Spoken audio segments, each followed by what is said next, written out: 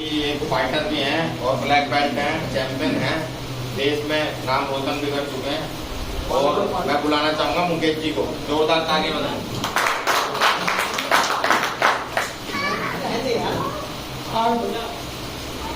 सेवानगर की इस बैठक में सर्वप्रथम विश्व को शांति का संदेश देने वाले महाकारुणिक तथागत गौतम बुद्ध को नमन, साथ ही बहुजन समाज में पैदा हुए सभी संतों महापुरुषों को नमन। और आज के इस बैठक के संचालन कर रहे फुलवाड़ी चावला जी और मुख्य अतिथि हमारे मंडल अध्यक्ष भूपेंद्र आगा जी, अध्यक्षता कर रहे जिला अध्यक्ष जी और जिला बोर्ड जी, अंकित भाई, प्रवेश जी, राम कुमार जी, जो बहुत ही अच्छा कार्य उधर कर रहे हैं, क्योंकि मैं भी कई बार उस मीटिंग में आया हूँ, कई बार रहा हूँ प्रोग्राम में। तो सभी को क्रांतिकारी जय भीम। आज भीम आदमी की हमें आवश्यकता क्यों है, मैं इस संदर्भ पर थोड़ा सा प्रकाश डालना चाहूँगा। देश में संगठन बहुत चल रहे हैं। अगर हम आकलन करें तो कई लाख संगठन देश में रजिस्टर्ड हैं बाबा साहब डॉक्टर भीमराव अम्बेडकर के नाम। लेकिन अगर वहीं आप उनको सर्च करें तो जमीन पे कार्यक्रम करने वाले, जमीन पे कार्य करने वाले जो संगठन है मात्र 1% है जो सही रूप में बाबा साहब के मिशन पर कार्य कर रहे हैं। ऐसे में एक पार्टी, मैं किसी पार्टी का नाम भी नहीं लूंगा और किसी बुराई भी नहीं, हमारे बीच में आई, हमारे महामानव मानव काशीराम साहब का त्याग और बलिदान उसमें आप सभी लोगों ने देखा और उसमें सहयोग भी आप लोगों ने किया। लेकिन क्या कमी हो गई, मैं उस बात पे कुछ नहीं कहूँगा। कुछ कमी रही इसीलिए क्योंकि जब कमी रही, जब बाबा साहब अम्बेडकर ने रिपब्लिकन पार्टी ऑफ इंडिया बनाई देश में और बाबा साहब बहुत अच्छे लेवल तक उसे लेकर गए, फिर बाबा साहब हमारे बीच से विदा हो गए, उनके बच्चों पर वो पार्टी नहीं चल पाई। ऐसे में जन्म होता है माननीय काशीराम साहब का, वो उनको पढ़ के आगे बढ़ते हैं और जब वो देखते हैं कि Republican party of India Maharashtra में भी सक्षम नहीं है तो यूपी में मैं कैसे खड़ा करूंगा इसे, और वो लड़े भी उससे, उन्होंने बढ़ाया भी उसको, लेकिन वो सक्षम नहीं हुई। तब उन्होंने काम से BS Bose और बाद में BSP नाम की पार्टी गठित की। कुछ कारण रहा होगा तभी तो गठित की पार्टी। सेम कंडीशन आज है, जब हमारे संगठनों में कुछ कमी है तभी तो भाई चंद्रशेखर आजाद जैसे बच्चे को सहारनपुर से निकलने की आवश्यकता पड़ी। भीम आदमी संगठन की आवश्यकता इसलिए बढ़ी कि समाज की बहन बेटियों पे आए दिन बढ़ते हुए अत्याचारों के खिलाफ हमारा कोई भी नेता, हमारा कोई भी लीडर सड़कों पे नहीं उतर रहा था। हमारे लोगों के साथ मारपीट हो रही थी, रोज अत्याचार बढ़ते जा रहे हैं, हमारी बहन बेटियों के रोज बलात्कार हो रहे हैं। उनकी आवाज उठाने के लिए सड़कों पे कोई हरामखोर विधायक जिनको हमने वोट दे के भेजा वो हमारे पक्ष में खड़ा नहीं हुआ। इसलिए इन दोनों बच्चों को एडवोकेट चंद्रशेखर आजाद और हमारे छोटे भाई विनय रतन जी को मैदान में आने की जरूरत पड़ी। और आप लोग देख रहे हैं अभी ज्यादा उम्र के बच्चे नहीं है, संगठन बनाने को भी मात्र अभी 7 साल के बालक हैं। और 7 साल में इन बच्चों ने आप लोगों के सहयोग से, आप लोगों के प्यार से दुनिया की सबसे नंबर 1 किताब में अपना नाम दर्ज करवा दिया है, बड़े दिनों में है। तो ऐसे नहीं चलता है। तो क्रांति की है उन्होंने, पुलिस के डंडे सहन किए हैं उन्होंने। मैंने उस स्थिति को देखा है, मैंने चंद्रशेखर भाई की कमर को भी देखा है, मैंने चंद्रशेखर भाई के पैरों को भी देखा है। क्योंकि बस मेरा दुर्भाग्य था कि 2 अप्रैल के आंदोलन में मैं गिरफ्तार नहीं हुआ, वरना वो सौभाग्य मुझे भी मिलता कि मैं भी उनके साथ लाठी का शिकार होता, तो वो सौभाग्य मुझे भी प्राप्त होना था, मैं वहां वंचित है। लेकिन मैंने उनकी हालत देखी है। अगर कोई और व्यक्ति होता तो टूट जाता। जेल से आने के बाद क्रांति की बात दिमाग में भी नहीं सोचता। मेरे बहुत सारे साथी हैं ऐसे जो 6 अप्रैल में दोबारा जेल गए और उन्होंने आज क्रांति के नाम पर अपने घर में बैठे, मिशन के नाम पर ठप, अपने घरों से निकलना भी बंद, सामाजिक कार्यक्रमों में जाना भी बंद। मैंने उनसे कहा, मैं भाई क्या हुआ? बोले बस हो गई क्रांति, पहले परिवार है और हमने परिवार को स्टार्ट पर रख रखा है, परिवार छोड़ रखा है। मैंने शादी नहीं की जब से मैंने काशीराम को पढ़ा है। मैंने आजीवन मिशन को समर्पण कर रखा है अपना जीवन। मैं निकलता हूँ साइकिल से, गांव-गांव जाके समाज की बेटियों को कैडराइज करता हूँ, मार्शल आर्ट की ट्रेनिंग देकर उन्हें मजबूत करता हूँ कि आप अपनी रक्षा स्वयं करें। आपके साथ इस आंदोलन को चलाते हुए मेरे संपर्क भीम आर्मी जब से बनी है तभी से हैं और मैं बिना किसी पद के काम कर रहा हूँ, निस्वार्थ सेवा।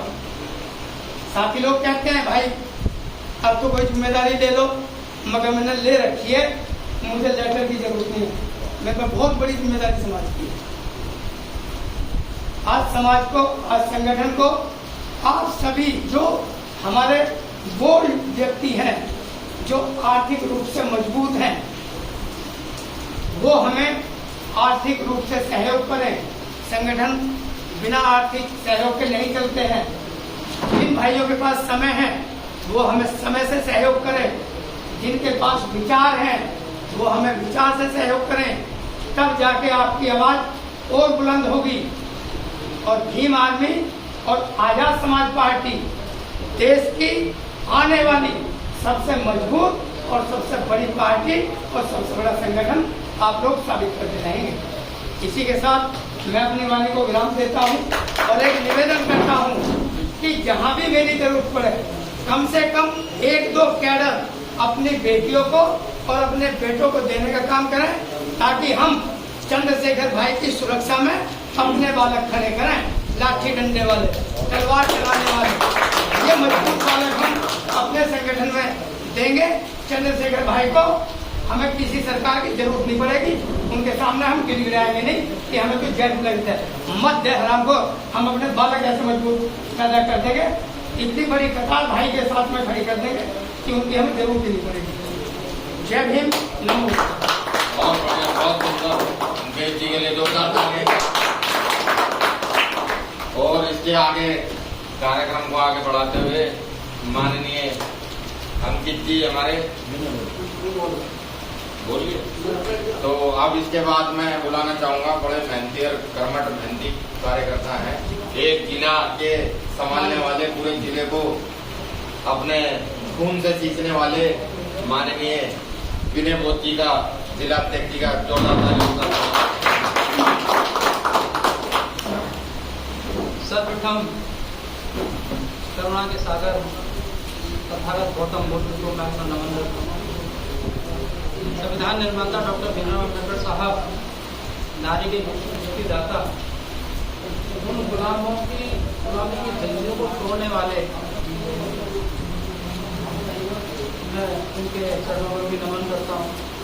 शिक्षा की देवी कही जाने वाली ज्योतिबा फूले, उनके चरणों में भी नमन करता हूँ। समय समय पर भारत की जन्मभूमि पर जन्मे संतों, गुरुओं, महापुरुषों को मैं अपना नमन करता हूँ। खासकर उनको नमन करता हूँ जो भारत की भूमि पर वीरांगनाएं जन्मी, जिन्होंने मुंहतोड़ जवाब देने का काम किया, उनको मेरा नमन।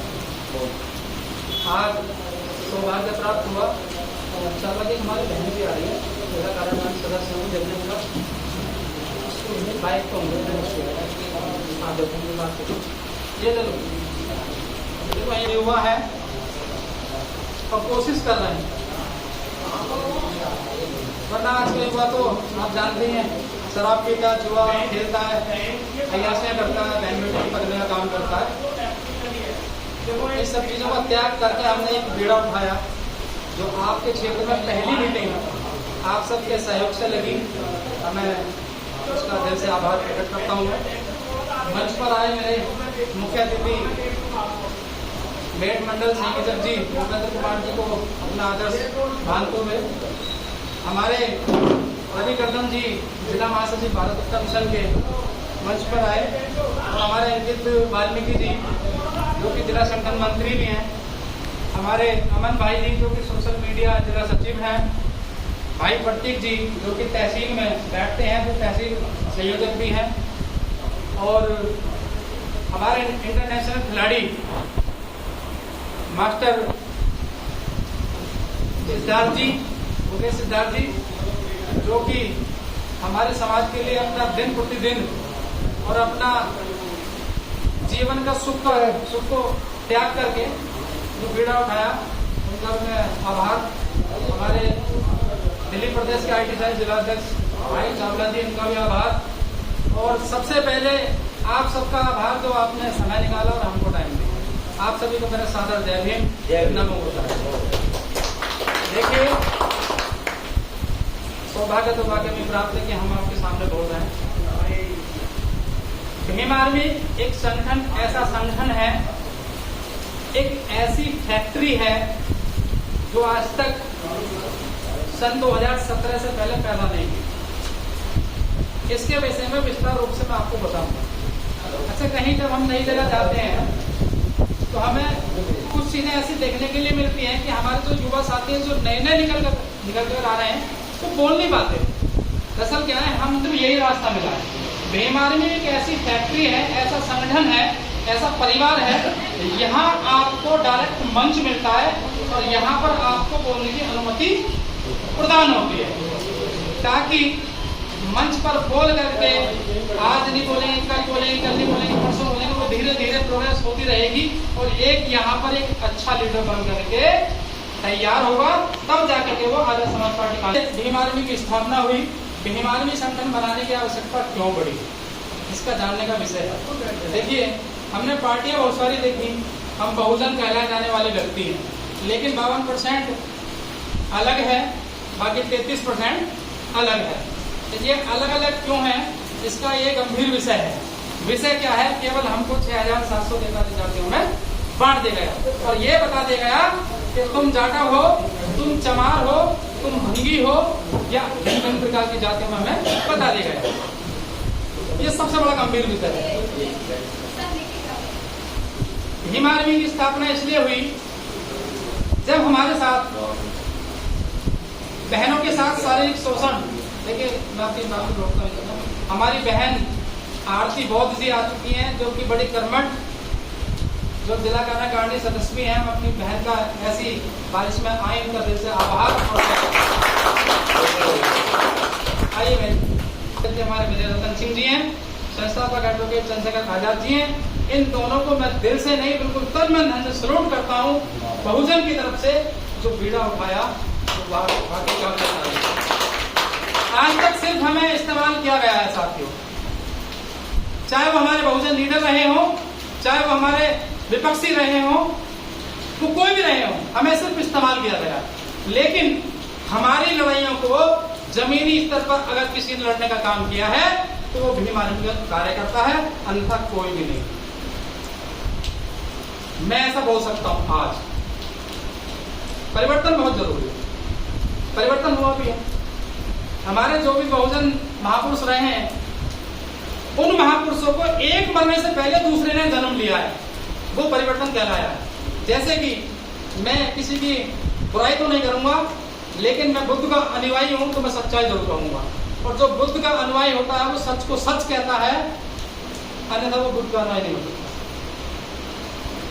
मान्यवर काशीराम साहब ने जब आरपीआई के विपक्ष रहकर के पार्टी का बहुजन समाज पार्टी बनाई तो वो एक परिवर्तन था, क्योंकि आरपीआई में कुछ लोग हमारे ऐसे आ चुके थे, सभी लोग अपने समाज से हैं, तो कुछ लोग ऐसे आ चुके थे जिन्होंने आरपीआई को अंदर ही अंदर जड़ से खत्म करने का काम किया।